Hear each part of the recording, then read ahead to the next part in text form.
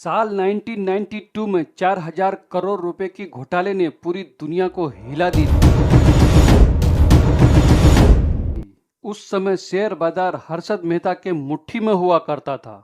कैसे उसने stock market को अपने मुट्ठी में कर रखा था और कैसे उसने उसका फायदा उठाया और कैसे इतना बड़ा घोटाला किया, जानेंगे सब कुछ इस वीडियो में विस्तार से। तो वीडियो के लास्ट तक जरूर बने रहें। तो हेलो दोस्तों, स्वागत आपका हमारे चैनल रियल टॉक्स पे। आज हम बात करेंगे हर्षद मेहता 1992 स्कैम के बारे में, जिन्होंने शेयर मार्केट में घोटाले करके शेयर मार्केट के सिस्टम को ही बदल दिया था।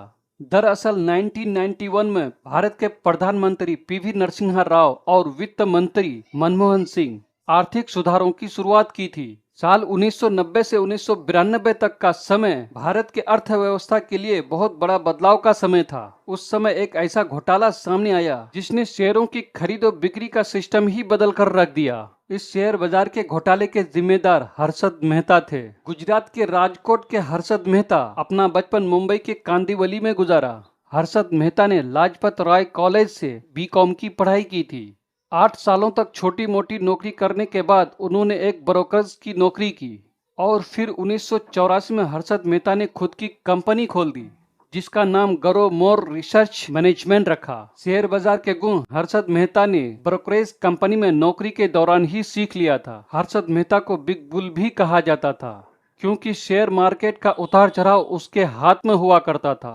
हर्षद मेहता ने बैंकिंग सिस्टम का भी फायदा उठाया। वो बैंक से लोन लेकर शेयर मार्केट में लगाते थे। दो बैंकों के बीच ब्रोकर बनकर 15 दिन के लिए वो लोन लेकर बैंक से पैसे उठाते थे और फिर उन्हीं पैसों को शेयर बाजार में लगा देते थे और उससे मुनाफा कमाकर बैंकों को वापस लौटा देते थे। और हर्षद मेहता ये लोन बीआरएस के जरिए लेता था। बीआरएस यानी बैंक रिकॉन्सिलिएशन स्टेटमेंट। वो क्या करते थे कि बैंक से बीआरएस बनवाते थे और उसे दूसरे बैंक के पास गिरवी रखकर लोन लेते थे। इससे उसको आसानी से पैसा मिल जाता था। और हर्षद मेहता का ये फर्जीवाड़ा कैसे काम करता था, समझते हैं आसानी से। दरअसल हर्षद मेहता आरएफ यानी रेडी फॉरवर्ड डील के जरिए बैंकों से पैसा लेते थे। आरएफ डील का मतलब होता है शॉर्ट टर्म लोन। बैंकों को जब शॉर्ट टर्म फंड की जरूरत होती थी तब वो इस तरह का लोन लेते थे और इस तरह का लोन कम से कम 15 दिन के लिए होता था। इसमें एक बैंक सरकारी बॉन्ड को गिरवी रखकर दूसरे बैंक से लोन ले सकते थे। पैसे वापस करने के बाद बैंक अपना बॉन्ड वापस ले सकती थी। इसी का फायदा हर्षद मेहता ने उठाया और हर्षद मेहता उस बैंक को ढूंढता था जिसे इस तरह की लोन की जरूरत होती थी और उस बैंक से बीआरएस बनवाकर दूसरे बैंक से पैसा लेकर शेयर बाजार में लगा देते थे। जब बैंक पैसा मांगने लगता तब वो शेयर मार्केट से मुनाफा कमाकर पैसे दे देते थे। इसके अलावा हर्षद मेहता शेयर होल्डरों के साथ भी धोखाधड़ी करता था। हर्षद मेहता एक शेयर को कई बार बेचा करता था। उस समय शेयर और बॉन्ड की फिजिकल ट्रेडिंग होती थी। करोड़ों रुपए का शेयर और बॉन्ड सर्टिफिकेट हर्षद मेहता के ऑफिस में या उसके गोदाम में पड़ा रहता था और उनकी डिलीवरी हुए बिना ज्यादातर लोग उसके विश्वास पर ट्रेड किया करते थे और उन्हें रोज सर्टिफिकेट नंबर से वास्तविक जांच करना संभव नहीं था। और हर्षद मेहता ने इसी लूप होल का फायदा उठाया और एक शेयर को कई बार बेचा, जैसा कि आजकल कुछ लोग एक जमीन को कई बार बेचा करते हैं। इसी तरह वो भी किया करते थे, एक शेयर को कई बार बेचा करते थे।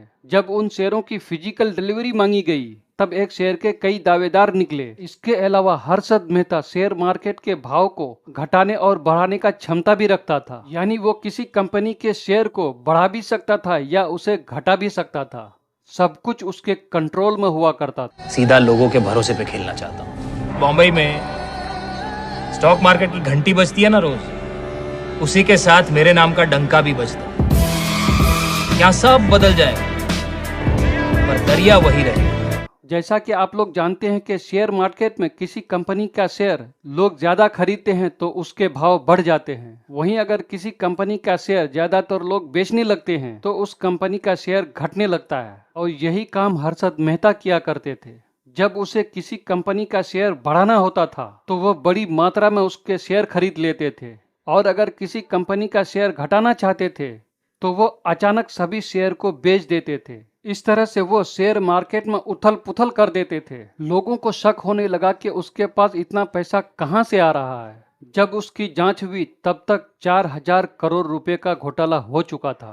इस घोटाले के बाद बॉम्बई स्टॉक एक्सचेंज के खानदानी दलालों से पीछा छुड़ाने के लिए NSE यानी नेशनल स्टॉक एक्सचेंज और NSDL का स्थापना हुआ, जिससे फिजिकल ट्रेडिंग का अंत हुआ और डीमेट ट्रेडिंग की शुरुआत हुई। NSE बनने के बाद BSE को भी मजबूरी में कंप्यूटराइज करना पड़ा। उसके बाद बिना सिक्योरिटी मार्जिन राशि जमा किए फॉरवर्ड सौदों पर भी रोक लगा दी। भारत सरकार ने इन शेयर दलालों को नकेल कसने के लिए SEBI यानी securities and exchange board of India की स्थापना की।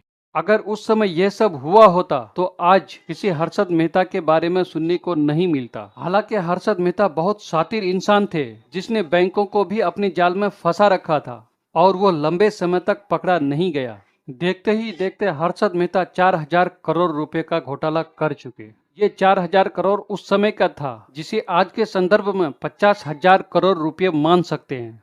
हर्षद मेहता के इस घोटाले का खुलासा होने के बाद हर्षद मेहता के ऊपर 72 क्रिमिनल चार्ज लगाए गए और सिविल केस फाइल हुए।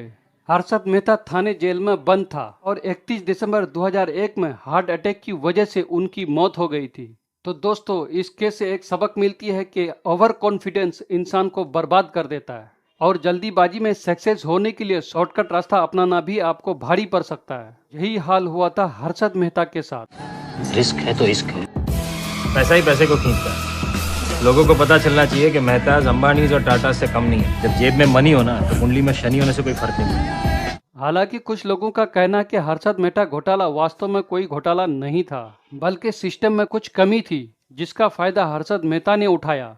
मान लो स्टेट बैंक ऑफ इंडिया ने रिजर्व बैंक ऑफ इंडिया से 50 दिन के लिए 500 करोड़ रुपए उधार लिए और उस पैसे को स्टेट बैंक ऑफ इंडिया ने 30 दिन में ही वसूल लिया। अब भी स्टेट बैंक ऑफ इंडिया के पास 20 दिन बचा है RBI को पैसा वापस करने का, लेकिन स्टेट बैंक ऑफ इंडिया 20 दिन तक इस पैसे का कोई इस्तेमाल नहीं करती है। अब यहाँ पर हर्षद मेहता ने अपना दिमाग का इस्तेमाल किया और स्टेट बैंक ऑफ इंडिया से 500 करोड़ रुपए लेकर 15 दिन के लिए शेयर मार्केट में लगा दिया और 15 दिन में 500 करोड़ के 600 करोड़ बन गए। उसने स्टेट बैंक ऑफ इंडिया को 15 दिन में ही 500 करोड़ वापस दे दिया और 100 करोड़ खुद मुनाफा कमाया। हर्षद मेहता बहुत ही कम समय में उन बुलंदियों पर था जहां पहुंचने के लिए लोगों को सालों लग जाते हैं, इसलिए वो लोगों की नजर में चढ़ गए और इसे स्कैम नाम दिया गया और हर्षद मेहता को फंसाया गया। हालांकि ये कुछ लोगों का कहना है, लेकिन मैं आपको बता दूं कि ये एक स्कैम ही था, कोई स्किल या दिमाग का खेल नहीं था। इसे फर्जीवाड़ा ही कहते हैं। जिन लोगों का ये मानना है कि हर्षद मेहता अपने दिमाग से 500 करोड़ के 600 करोड़ रुपए बनाए, तो उसे ये भी जानना जरूरी है कि शेयर बाजार में पैसे घटते भी हैं, सिर्फ बढ़ते नहीं। 500 करोड़ के 300 करोड़ भी हो सकते थे, तो उस समय हर्षद मेहता क्या करता। तो दोस्तों, क्या लगता है आपको, हर्षद मेहता एक घोटालेबाज था या फिर उसे फंसाया गया? कमेंट करके जरूर बताएं। आई होप कि मेरा ये वीडियो आपको अच्छा लगा होगा। अगर वीडियो अच्छा लगा तो वीडियो को लाइक कीजिए और मेरे चैनल को सब्सक्राइब कीजिए। फिर मिलेंगे अगले वीडियो में, तब तक के लिए धन्यवाद।